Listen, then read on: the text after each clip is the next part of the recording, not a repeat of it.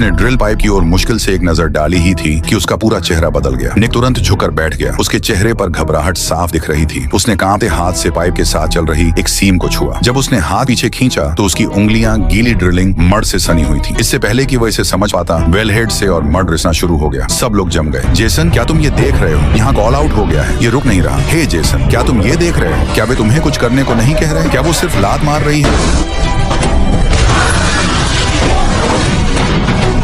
Control room के अंदर उन्होंने तुरंत एनुलर ब्लॉड प्रिवेंटर को एक्टिवेट कर दिया। जैसे ही रैम्स ने पाइप के अंदर बंद होकर क्लैंप कर लिया, मड का उछाल अस्थायी रूप से रुक गया। प्लेटफॉर्म पर वर्कर्स घबराहट में इधर उधर भागने लगे, खाली करने की कोशिश कर रहे थे। निक, जो पैरों से उछलकर गिर गया था, संघर्ष करके उठा और कंट्रोल रूम की ओर चिल्लाया, अगला क्या करना है? जेसन ने डायवर्जन लाइन की ओर इशारा किया और उसे ड्रिल पाइप खोलने को कहा। उसने ड्रिल पाइप वाल्व खोलकर दबाव कम करने की कोशिश की। निक ने बिना हिचकिचाए मड की बारिश में से गुजरते हुए वह दौड़ा और वाल्व को पूरी तरह खोल दिया। एक पल के लिए ये काम कर गया। हिंसक स्प्रे कम हो गया, लेकिन किसी को भी अंदाजा नहीं था कि यह सिर्फ एक दुस्वप्न की शुरुआत थी। समुद्र तल के नीचे भूकंपीय गतिविधि और भी ज्यादा ऊर्जा छोड़ रही थी। पहले से ही तनाव में चल रहा एनुलर प्रिवेंटर उच्च दबाव वाले मलबे की बौछार सहन नहीं कर सका। पाइप से ऊपर की ओर फेंके गए चट्टान के टुकड़ों के प्रभाव से वो टूट गया। अब इसे रोकने के लिए कुछ भी नहीं बचा था। मड सिस्टम से गुजरकर डायवर्जन कंट्रोल रूम की ओर बढ़ने लगा। एक वर्कर ने अजीब धात्विक आवाज सुनकर वाल्व की ओर मुड़ा। अगले ही सेकंड में मड एक सीम से फूट पड़ा। जब अलार्म बजने लगे तो एंड्रिया ने सोचा कि ये बस एक और रूटीन सिस्टम एरर है। वह ज्यादा चिंतित नहीं हुई जब तक कि उसकी कॉल्स का जवाब नहीं आया। किसी के पास फोन उठाने का समय नहीं था। सब लोग हताश होकर वाल्व बंद करने की कोशिश कर रहे थे। एक अनुभवी वर्कर बार बार चिल्ला रहा था, भागो भागो। उसे पता था कि आगे क्या होने वाला है। जब प्रेशर गेज 4000 पाउंड प्रति वर्ग इंच से ऊपर चला गया तो उसकी सबसे बुरी आशंका सच साबित।